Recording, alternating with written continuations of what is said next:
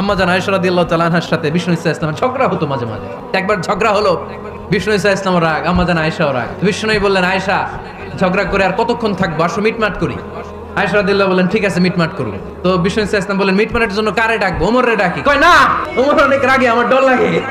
কয় তাহলে তোমার আব্বারে ডাকি। কয় ডাকেন। ডেকে নিয়ে আসা হলো।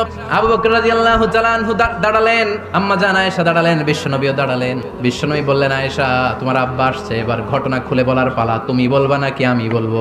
আম্মা জান আয়েশা বললেন, আপনি বলেন, তবে যেটা ঘটছে ওইটাই বললেন, মিথ্যা কথা কইেন না। আবু বকর রাদিয়াল্লাহু তাআলা আনহু রেগে মেগে আগুন। কি বিশ্বনবীকে মিথ্যা কথা কখনো বলবে? রেগে মেগে দিলেন মেয়ের গালে এক চড়। বাবার হাতের থাপ্পড়কে আম্মা জান আয়েশা উল্টে পড়লেন।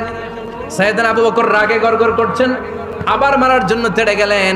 এবার বাঁচার জন্য আম্মা জান আয়েশা বিশ্বনবীর পিছনে যে আশ্রয় নিলেন, বিশ্বনবী বাঁচানোর জন্য দুই হাত মেলে দাঁড়িয়ে গেলেন। বিশ্বনবী যখন দুই হাত মেলে দাঁড়িয়ে গেলেন, সাইয়েদনা আবু বকর রাদিয়াল্লাহু আনহু থেমে গেলেন।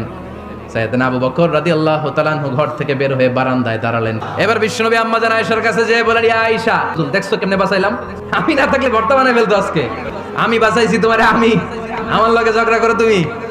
লজ্জায় পড়ে আম্মা জান আয়েশা খিলখিল করে হেসে দিলেন, বিশ্বনবীও হেসে দিলেন।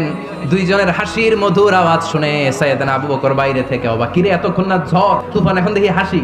সালাম দিয়ে অনুমতি নিয়ে ভিতরে ঢুকলেন। ঢুকে দেখেন আম্মা জান আয়েশাও হাসে, বিশ্বনবীও হাসে।